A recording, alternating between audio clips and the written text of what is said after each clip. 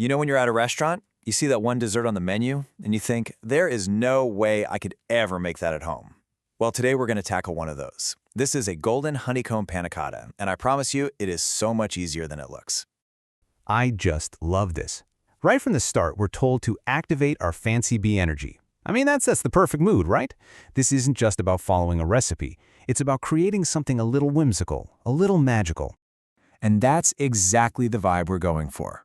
Elegant, delicate, and something that looks like it would easily cost $14 on a menu. The best part? You're about to become the pro who can whip this up anytime.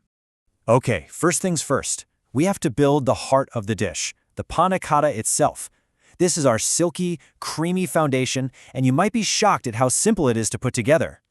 Look at this, it's just 6 basic ingredients. The real secret here, the thing that makes it special, is using a really good, high-quality honey. If you can find a floral one, even better. That's where all that signature flavor is going to come from. And the process? Just as easy. First, you bloom the gelatin, which is just a fancy way of saying you let it soak up some cold water for about 5 minutes. While that's happening, you're just going to gently warm up your cream, honey, vanilla, and salt. The key is to not let it boil.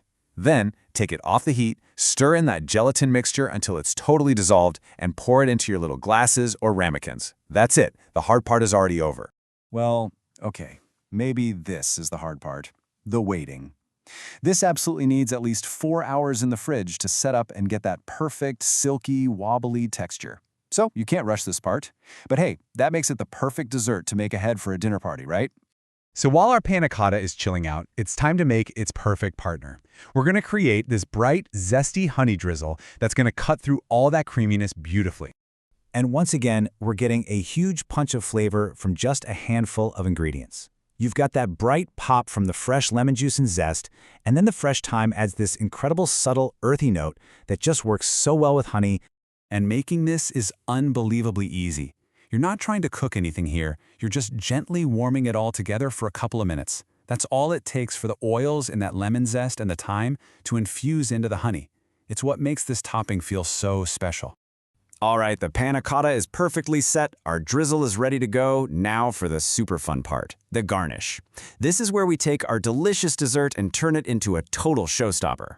And we're going all in on that fancy bee energy. A little piece of edible honeycomb adds amazing texture and just looks so cool. The lemon zest and thyme leaves echo the flavors from our drizzle. And if you really want to sell that $14 dessert vibe, a tiny, tiny whisper of edible gold dust. Why not? Now it's time to assemble your masterpiece. You can serve it right in the glasses, or you can carefully unmold it onto a plate. Spoon over that beautiful infused drizzle, and then just have fun placing your garnishes. But hold on. There's one last pro-level secret here. If you unmold the panna cotta, take a little extra honey and draw a super thin hexagon pattern right on the plate before you put the dessert down. It is such a small detail, but wow, it makes a huge difference. I'm serious. Imagine that subtle little hexagon pattern on the plate. The shimmer of gold dust. A perfect piece of honeycomb. People are going to be absolutely stunned. They will not believe you made it yourself. So, let's step back for a second. What did we really do here? We used simple ingredients and a couple of really easy techniques.